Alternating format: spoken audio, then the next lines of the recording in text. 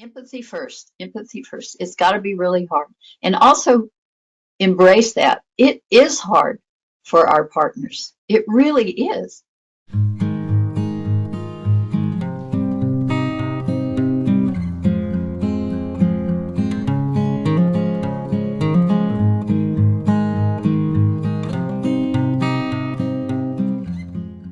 My name is Susan Dillon Schutte. I am a licensed marriage and family therapist, and I'm in private practice. A few years ago, I had the opportunity to write and get a book published with New Harbinger Publications, Loving Someone with Attention Deficit Disorder, and much of what I bring to you today is included in my book, but of course the book goes much deeper into each area. I just want to tell you a little bit about how I came to recognize and treat adult ADHD. When I was in graduate school a million years ago, we didn't talk much about attention deficit disorder, mostly in the context of children, as at that time it was by most people considered a situation that was only in childhood, that people grew out of it, so to speak. But since then we found that they don't, they just learn how to adapt or not. And then I started doing my clinical work, and I was working with a lot of individuals who were in the entertainment industry, very creative people. And I kept hearing sort of their stories and their dilemmas and their struggles. And I just kept thinking, wow, that sounds like attention deficit disorder. Wow. So I finally realized that a large portion of my clinical practice was really dealing with this. So I set about learning as much as I could. So every so often I would come home, and around the dinner table I would share with my family what I was learning. And every so often my husband would go, you know, that sounds a lot like me. And I'd go, yeah, it does. We had him evaluated, and lo and behold, he got the diagnosis. And all of a sudden I realized I had learned about it clinically, been married for over 20 years at that point. And now I realized what I had been living with, and some of the issues in my relationship could be directly related to attention deficit disorder. So I feel uniquely qualified to speak to this because I understand it very well clinically, but I also understand it on a personal level. And I will share, during the course of my talking to you today, we'll share some of my own experiences. So a lot of people say, well, I have the ADD, I don't have the H. In the clinical world, it's ADHD. That's the name of all of it, whether it's the predominantly hyperactive impulsive type, the predominantly inattentive type, or the combined type. Now, the hyperactive type obviously has the restlessness on the exterior, where our inattentive type has it more on the interior. But the main components of ADHD really apply to both types. And then there is the combined type, which is probably a lot more normal, or what we see that a lot more than we think. So I will use the acronym interchangeably. But what I'm talking about is the whole spectrum of attention deficit hyperactivity, regardless of the type. It is a neurobiological disorder. It predominantly affects the prefrontal cortex of the brain, which is responsible for planning, prioritizing, organization. That is thought to have a deficit of that ability in this area. And so it is neurobiological. It isn't caused by too much of a certain food as a child, or too much TV, or too many video games. Although those things, because of, as you probably know if you're listening to this information, you know that those things are what I call the bright and shiny, that anything with light, color, moving, action will pull that brain to take it to that object. The common characteristics of adult ADHD are inattention, problem in paying attention for a long period of time, especially if the person believes it to be boring or not interesting. Impulsivity, we look at that in behaviors and in speech. Restlessness, it can be a physical restlessness, it can be a inner fidgetiness, as I call it.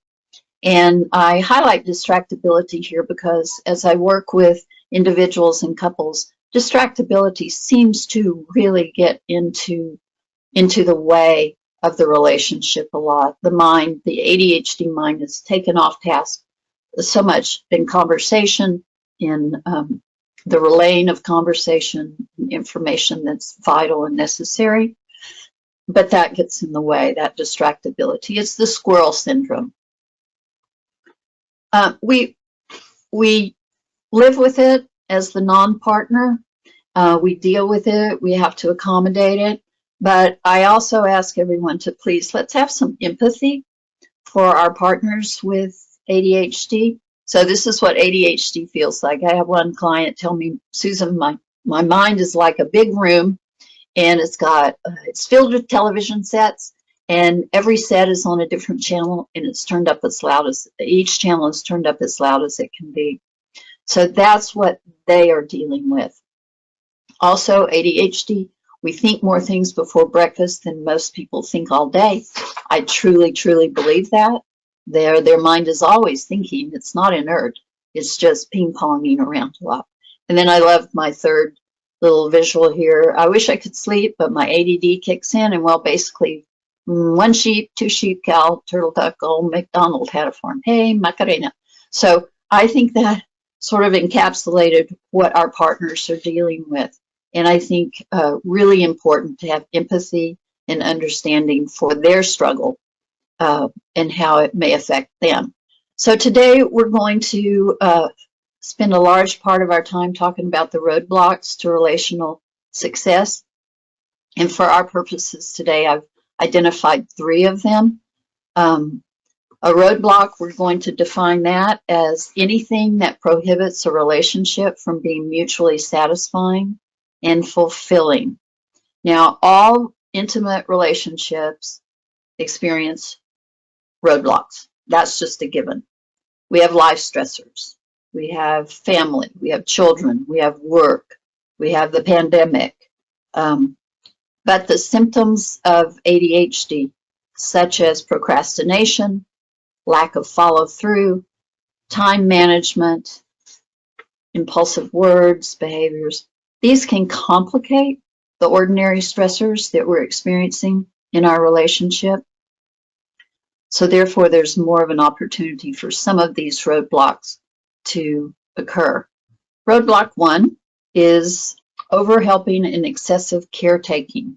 It's not unusual for a person with ADHD to seek out, as a partner, someone who is really good at organizing, at staying on task until it's completed, detail-oriented, purposeful.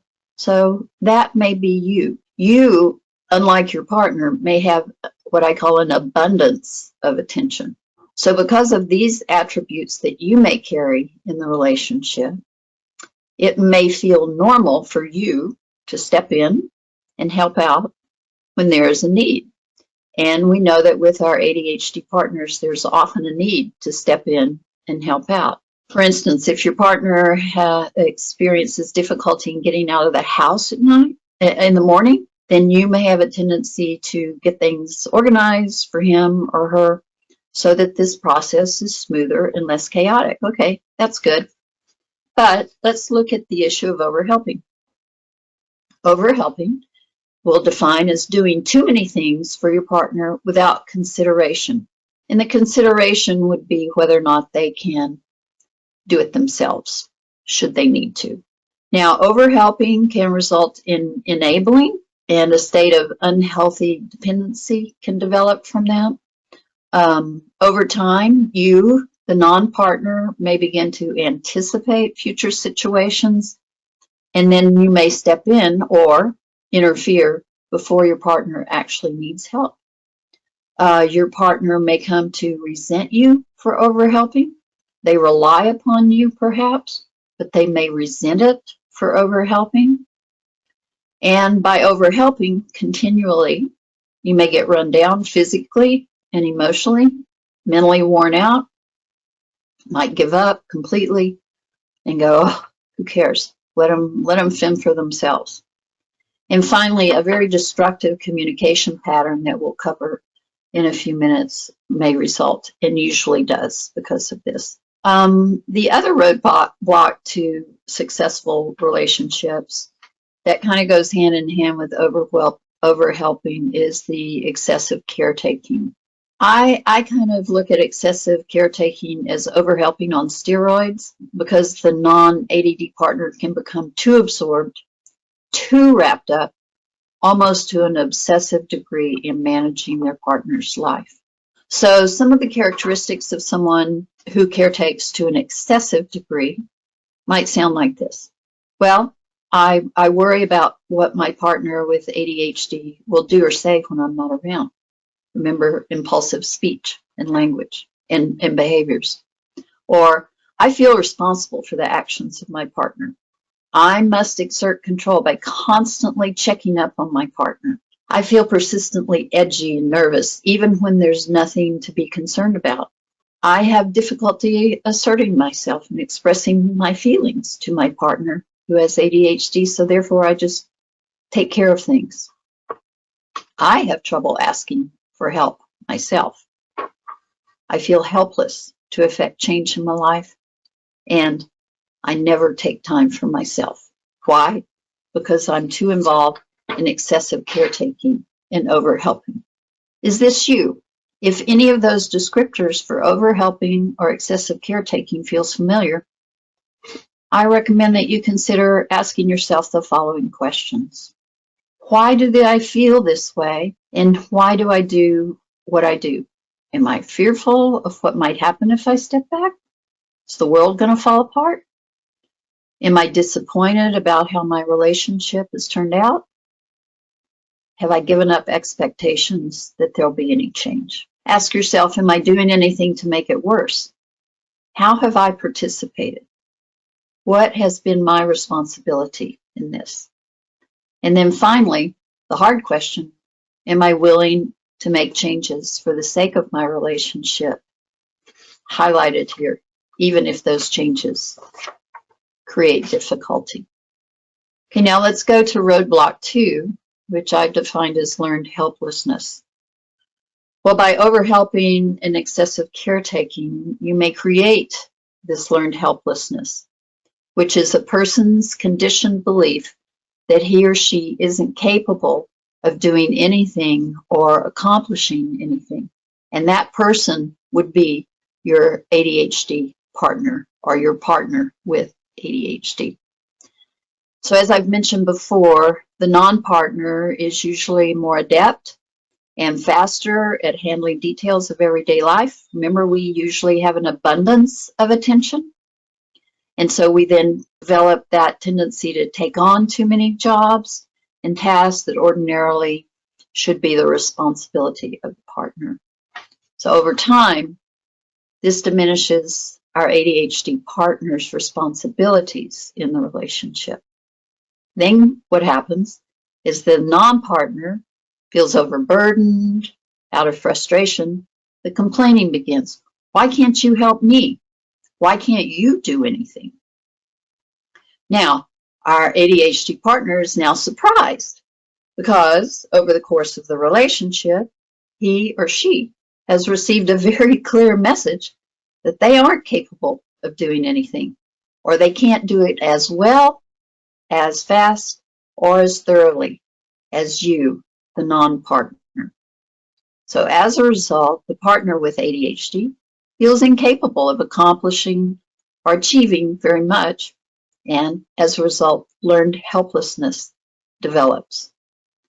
Overhelping, excessive caretaking, and learned helplessness all combined can create a very, very unhealthy pattern as a result, which is roadblock number 3.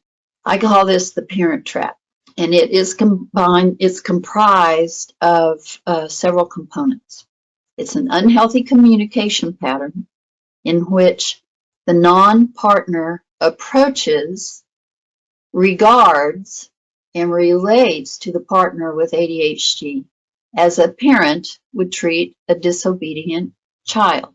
Then, because we're humans, the ADHD partner responds in a childlike manner. And that can take many forms, but the message that comes back is, oh yeah, you're not the boss of me. How many of you have heard, if you're a female, you're not my mother? How many of you have heard, if you're a male, you're not my father? Stop telling me what to do. I'm an adult. I can handle this myself. It's not uncommon and, in fact, very usual. When this is not happening in a mixed relationship, non and ADD, I'm surprised because it is the norm. Now, this communication pattern includes verbal cues, the words themselves, like I referenced earlier. Why can't you help me? Why do you do that? I can't believe you forgot again. Why can't you remember? Which sounds very parental, as though you're speaking to a child. But it can also include verbal and nonverbal communication. Now, the statistics tell us that only at best, about 95% of what we communicate are not our words, not the words coming out of our mouth, but in our facial expression, our body language, our intonation, and our inflection. So gestures, eye rolling, eyebrows raised, hand on hips, hands crossed, feet apart. Those are very parental communication messages that we get, and I'm guilty of it too. I've done it too. It's not very pretty, is it? It is born out of frustration because we've tried everything else. We've tried asking nicely. We've tried reminding gently, but nothing seems to change. And so it is born out of frustration.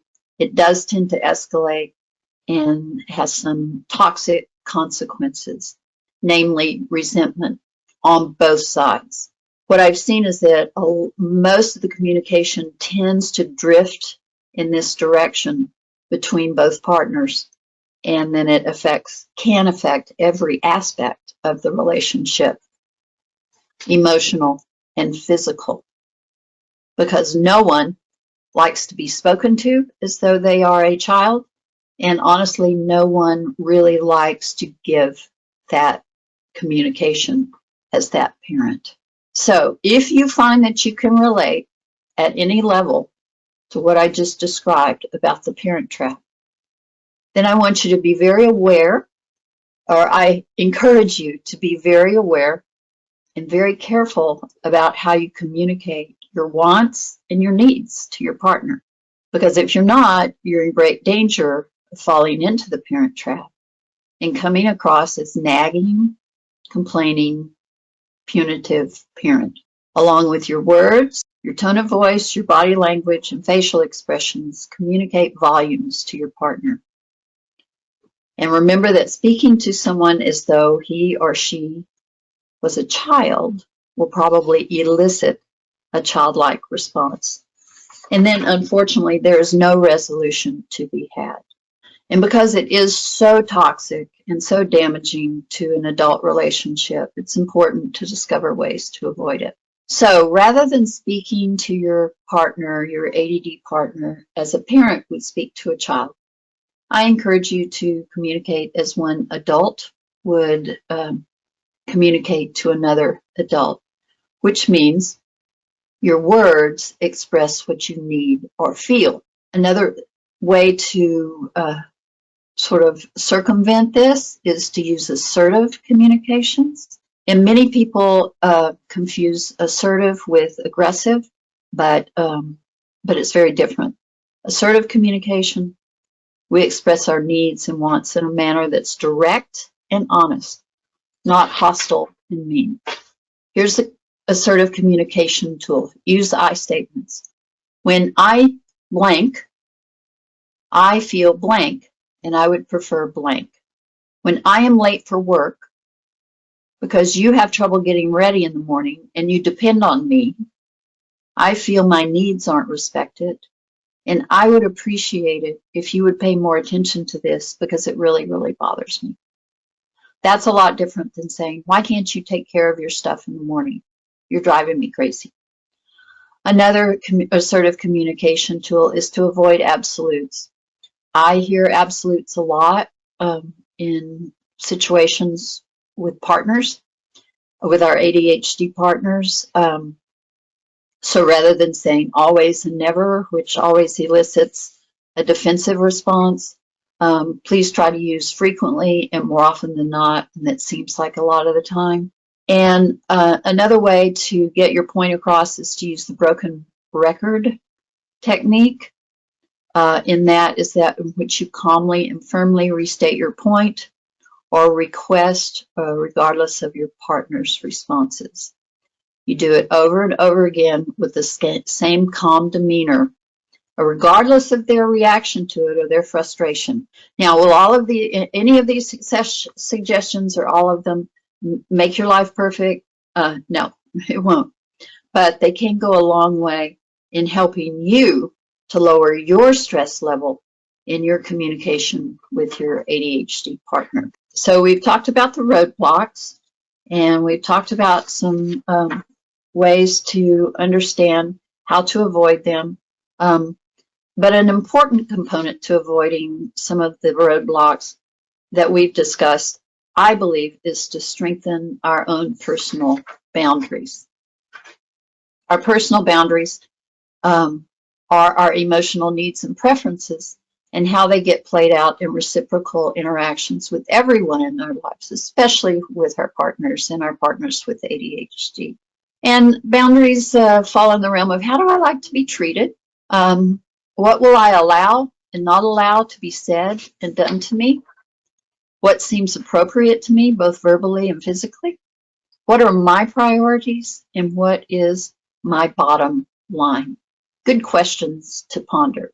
The result of strong personal boundaries equals a sense of protection and security for yourself and creates respect and dignity in relationship because it is something that is asked of others.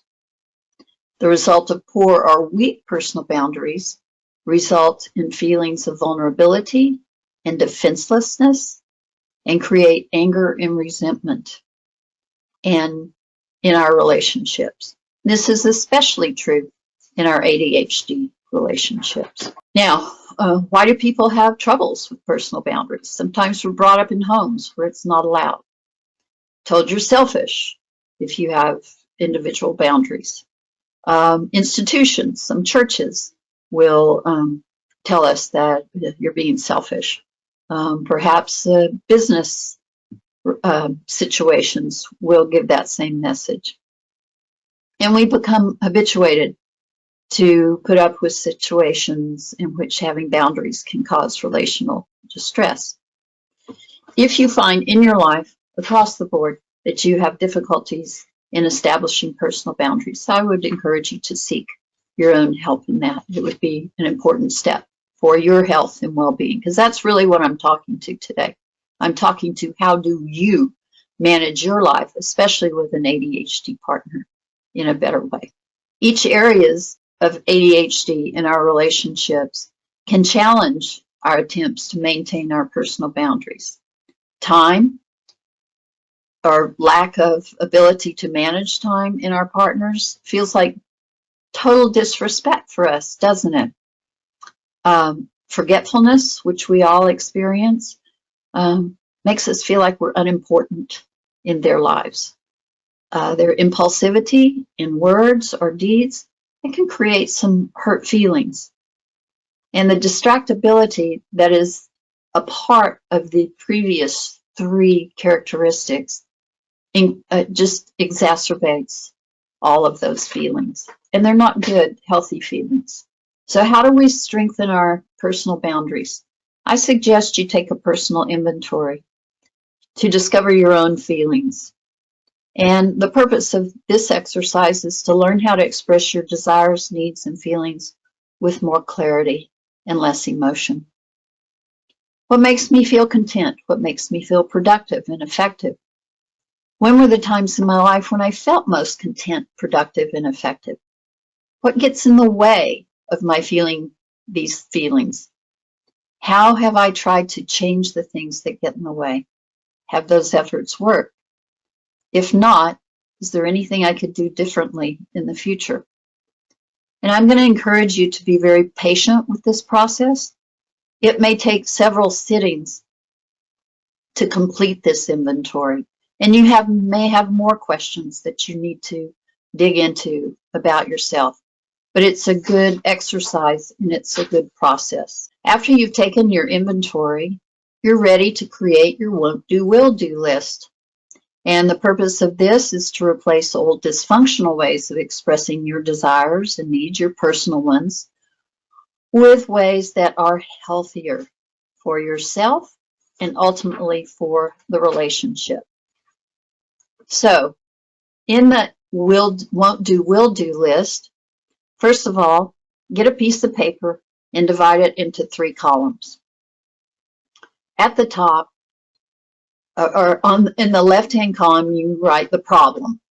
In this example, my husband avoids conversations about money. This husband has ADHD. My husband with ADHD avoids conversations about money. Second column, think about it. What I won't do anymore, I'm not going to badger and nag him about it. I'm not going to get angry at his avoidance of this. Why? Well, it's not good for the relationship. It's not good for you. Badgering, nagging, being distressed, being upset, angry, doesn't do you any good at all. Third column, what I will do in the future, thus won't do, will do. I'm going to have more awareness of the appropriate time to approach him. Now, our partners have ADHD, and so we don't do it when they're in the middle of a TV show or when they are trying to, spin all the plates in their day. We are going to be aware of a more appropriate time to approach them. Some of the spouses I've worked with will say, let's go on a walk. So on a walk, there may be some distraction going on, but there's more opportunity to talk and to have their attention. Ask permission to have the conversation. Now, this is not a please, may I, sir, down on bended knee. It's more like, hey, I've got something that I'd like to talk to you about. Hey, there's something on my mind. Is this a good time to bring it up? Is this a good time for you? Just that gesture alone is very respectful. And 9 times out of 10, our partner with ADHD will say, yeah, sure. What's on your mind? All right, then the doors to communication have opened up rather than shutting down. So asking permission is a respectful gesture on your part that could set the tone of the conversation to come. If the partner avoids the conversation, voice your frustration. As this woman is saying, I'm going to voice my frustration in a calm manner. Why? How? By using I statements. When you avoid having this conversation with me, I feel disrespected because it's really important, and I wish you'd set aside some time to do that. And this woman writes, if necessary, if this keeps going on, then she needs to make money decisions on her own. So that was her problem, her won't do anymore, and will do in the future list. So that creates a template for her to handle a very difficult conversation. Another woman that I worked with, her husband would start projects and not finish them. Does that sound familiar? And so he had started a project in their garage, and she couldn't pull her car in to it. And of course, it was left in the middle of the floor. And so that was her problem. Specifically, this project, what she won't do anymore. She was not going to remind him 100 times. She was not going to stamp her foot. She was not going to get angry or explode. What she was going to do was go to him gently, calmly, and say, honey, it really bothers me that stuff is left out in the floor of the garage, and I need it cleaned up by the end of the week because I really want to pull my car in. And so if it's not cleaned up, I'll disperse it. I will get it out of the way. So she was going to take responsibility for her side of the street, but she was offering for her husband to have some responsibility in it too. So take your inventory, you do your won't do, will do list, and then again, put your plan into action, choose the appropriate time, communicate in a caring manner, asking permission, using I statements, and then the last thing is to do follow-up. Now, follow-up can take many forms, some of them very practical. I use a lot of sticky notes in my relationship, but I will say to get them, buy them in neon color, bright orange, lime green, not just the yellow, because I think the yellow ones have become sort of like white paper. And we know that most of our ADHD partners, black ink on white paper is just like ants. Ants on a surface, they don't see that. So bright colored sticky notes placed on a steering wheel or in a bathroom mirror, just right there. Because remember, the ADHD brain is distracted, so it will move towards color. Another follow-up technique is a text.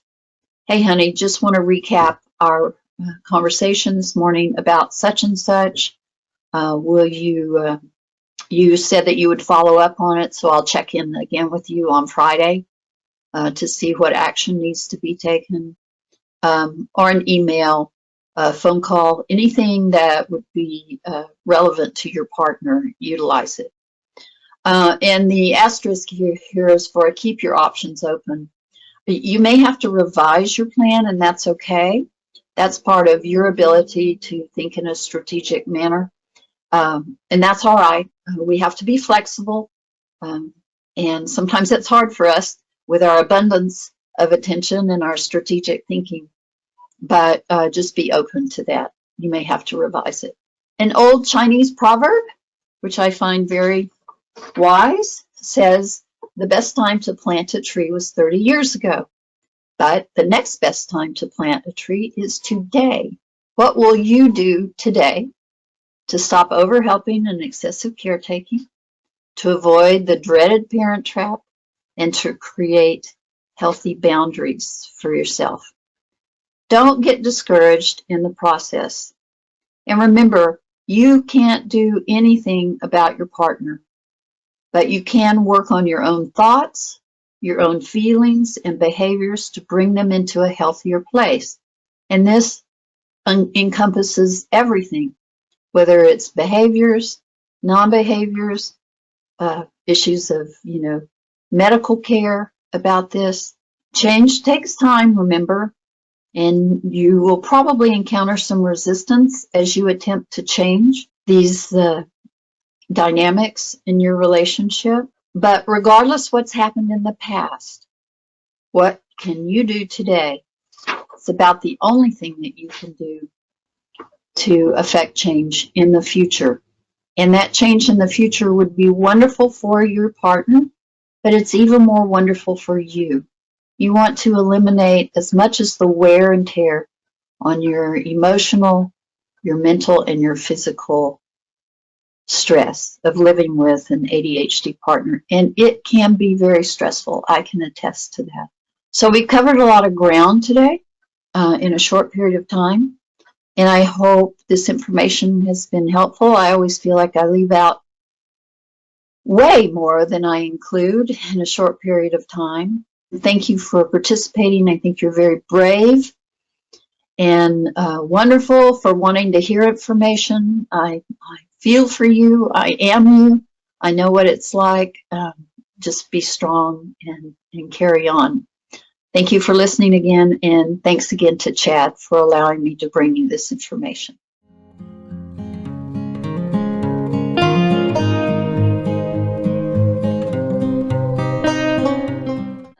My partner's time blindness is generating a lot of frustration. It seems like so much of our time is wasted on irrelevant details or reminiscing about his past and not on connecting with each other. He gets upset with me. I do things for myself, such as reading. It seems like he expects my attention all of the time. How can we address this together? So let's talk about that first. Time blindness, which is, I think, sort of a very common dilemma with our ADHD partners. I call my husband an ish person. He's sort of a 7-ish or a 8-ish or, something like that. And where I am, I am a time sort of, time is time for me.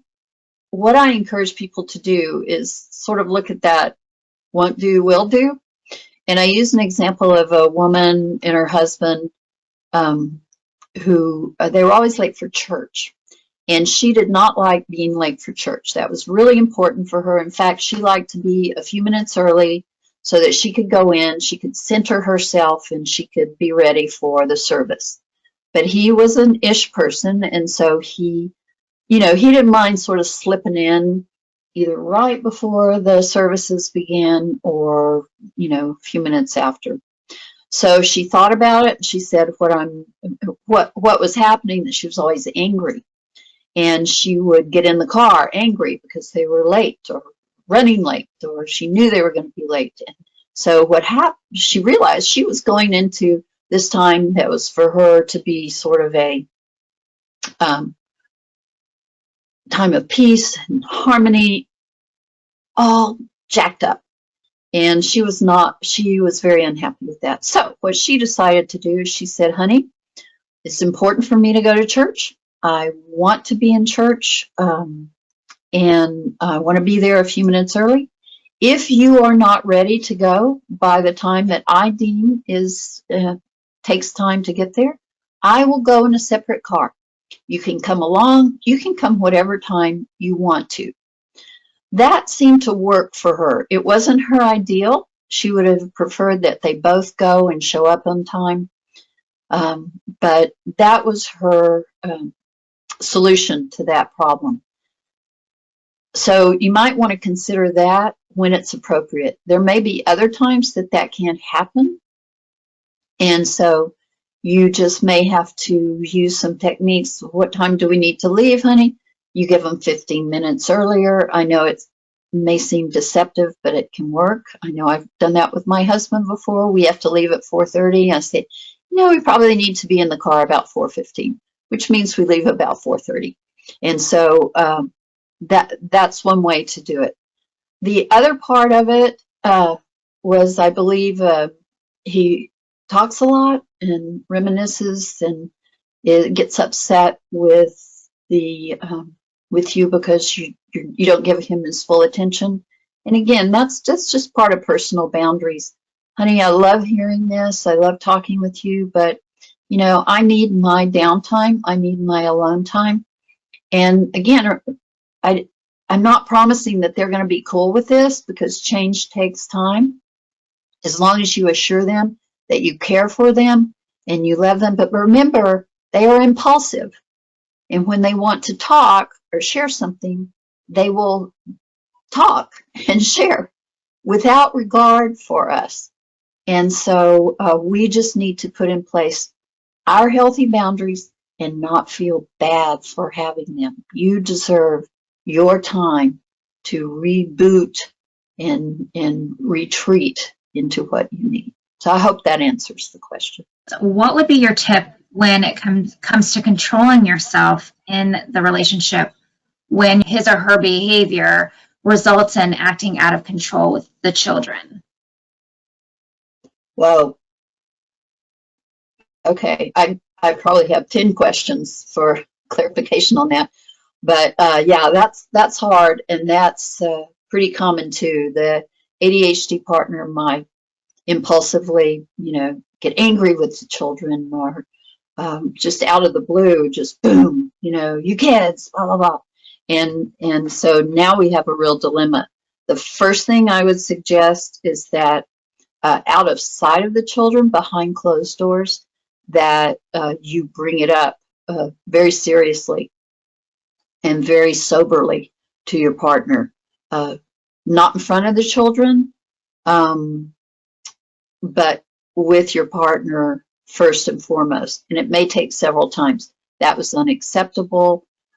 You're acting out, you're getting angry, which I'm assuming that's what's happening, that they are getting angry or doing impulsive stuff. You need to check with me. Is there some sort of verbal or visual sign I can come up with? A lot of non-partners will use, like a, but it's talked about beforehand. Hey, it's sort of an intervention without being like an intervention, a tap on the shoulder or a squeeze of the hand. You said, honey, when I feel like maybe this needs to be handled in a different way, I'm going to put my hand on your shoulder. I'm going to do this. I'm going to use some verbal cue, a word or a phrase that can be inserted, and that will be a sort of reminder, for the ADD partner that that maybe they need to curb their impulsive speech or behavior in the moment. That might be one tip for that. Sometimes I get tired of remembering so many things for myself and my spouse. Is this just how it is? I wish I had a different answer than the one that I do, but it is. That's the reality, and I guess we all need to do our reality check, and it's not because our partners are intentional in this. Remember, it is a neurobiological disorder, and it affects their ability to plan, prioritize, and organize. Three main components of your frustration. I have gotten better at it myself. I have resigned the role of tour director of life for my husband. What I've had to do is watch him fail, over time. Used to be when he would leave on a business trip, I would pack for him, because I'm good at that. But it was too much for me. I had small children, running a home, working. And so I finally had to tell him, you're going to have to pack for yourself. That meant sometimes he left on trips without packing underwear. But oh well, I don't think he ever forgot to pack underwear in the future. Look at what you're doing and perhaps pull back on some things in that overhelping category that your partner can do for himself, herself, and let them fail, because that's the best way we learn, right? By experiencing consequences. So that might be something to think about, how you can do that differently. I do far more housework than I'm comfortable doing, but it's become a habit. My wife has trouble enough getting her work done from home without doing the dishes or the laundry. I can't help her get her employed work done, but I'm not sure how to stop over helping around the house. Is it really just a question of setting boundaries? Again, our personal boundaries are unique and personal, but sometimes our boundaries are blurred. Like, do you want to live in a messy house? What's your level of comfort with that? So sometimes we do overdo because we're probably better and more efficient at it. And remember, our ADHD partners are really pulled in by the bright and shiny, what's interesting to them. So in housework itself is tedious and dull. I know I gained some satisfaction with things being sort of symmetrical and in order, including my home. My husband less so. I could take you out my garage right now and show you what my garage looks like. So in this regard, if it bleeds into your front yard, if this boundary sort of affects you, I suggest you do what makes you comfortable. If that means maybe doing more housework than you would like doing, but yet it scratches your itch, then it scratches your itch. And and that may be okay. There are limits. Again, look at the overhelping, the overdoing, the doing too much. And I think what I'm saying is if it feels important to you and it gives you peace in your life, then go for it. If you are doing it to show your ADHD partner that they should be doing it, that's the wrong motivation. So look at your motivation for doing it. And also, we want to be kind. Remember, we have empathy for our partners. And when they have too much incoming data, too many things to do, too much information flooding into that prefrontal cortex, they tend to sort of freeze up and become inert and not be able to do much of anything. So we have to understand that, and that can include housework too, because to them it's just one big messy picture.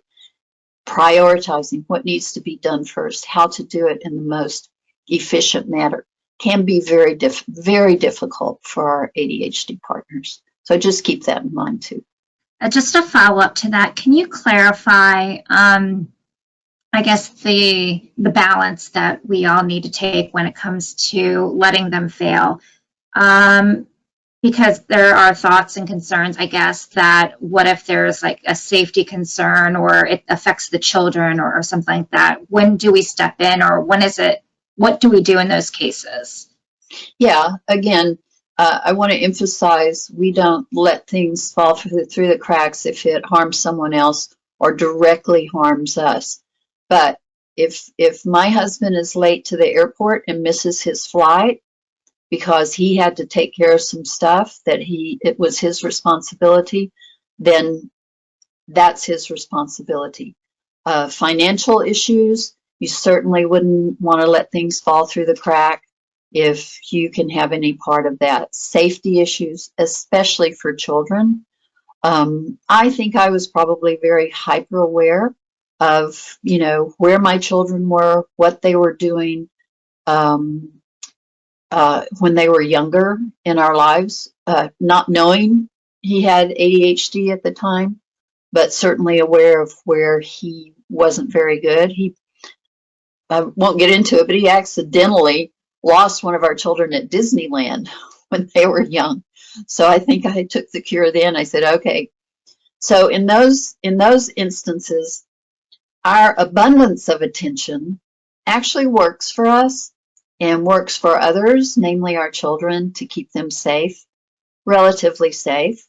So I would say do it when you're not going to be effective or affected or anybody else is. But when it involves you, take care of yourself, take care of your children, take care of whatever situation needs to. That you can be appropriately selfish in that. And that's when we do utilize our prefrontal cortex in organizing, prioritizing, to work for our advantage. I'm encouraging you to be appropriately selfish in that.